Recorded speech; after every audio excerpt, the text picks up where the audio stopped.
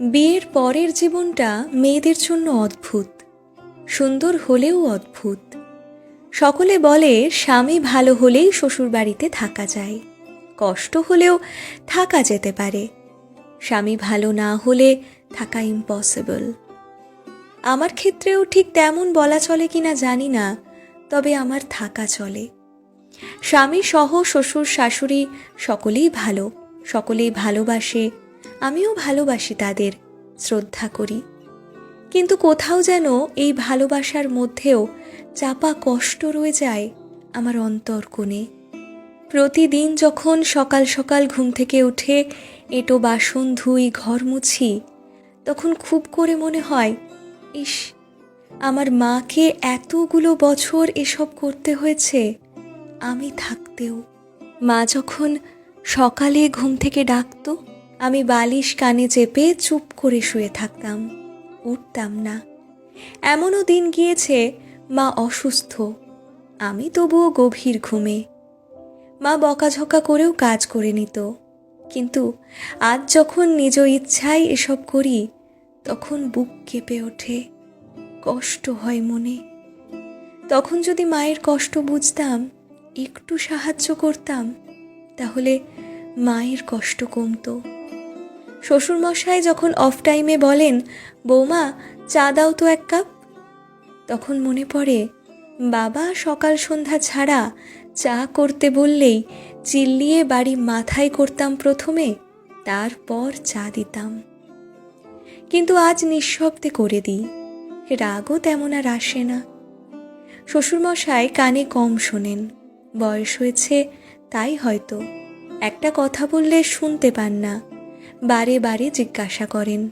আমি প্রতিবার বিরক্ত চাপা দিয়ে মিষ্টিভাবেই এক কথা 10 বার বলি। অথচ নিজ বাড়িতে বাবা দুবারের বেশি কিছু জিজ্ঞেস করলেই আমি বিরক্ত হতাম, রাগ দেখাতাম, কথাটা বলতামই না আর। কিন্তু আজ পারি না। যতই সকলে বলুক এ বাড়ি আমার, তবুও আমার নয়। আমি ভাবি এ বাড়ি আমার, আপন করে নিতে চাই, তবুও পারি না। কোথাও না কোথাও একটু হলেও ভয় কাজ করে মনে। এই বুঝি আমার কোনো ভুলে আমার বাবা মার সম্মান নষ্ট হয়ে যায়। এই বুঝি চিৎকার করলে সকলে আমার শিক্ষা নিয়ে কথা শোনায়। এই বুঝি অবাধ্য হলে খারাপ বধূ হয়ে যায়। কিন্তু আমার শাশুড়ি শ্বশুর তেমন মানুষ নন, তবুও একটা কিন্তু রয়ে যায় মনে। আজ যখন শাশুড়িমার ভেজা কাপড় কাচতে নিলাম নিজ ইচ্ছায়, তখন চোখ ভিজে এলো অজান্তেই, আবেগী হয়ে উঠলাম খুব। দুহাতে মুখ চেপে ওয়াশরুমে বসে কাঁদতে লাগলাম। জীবনে কখনো মায়ের শাড়ি কেচে দেওয়ার কথা ভাবিনি। বলিনি, দাও মা, তোমার কাপড় কেচে দিচ্ছি, স্নানের জল তুলে দিচ্ছি। বলিনি, কখনো বলা হয়নি।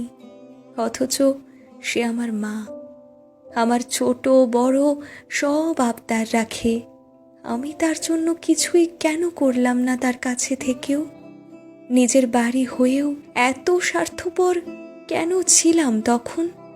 এখন মনে হয় ছুটে যাই ও বাড়ি, মায়ের সমস্ত কাজে সাহায্য করে তার কাজ হালকা করি।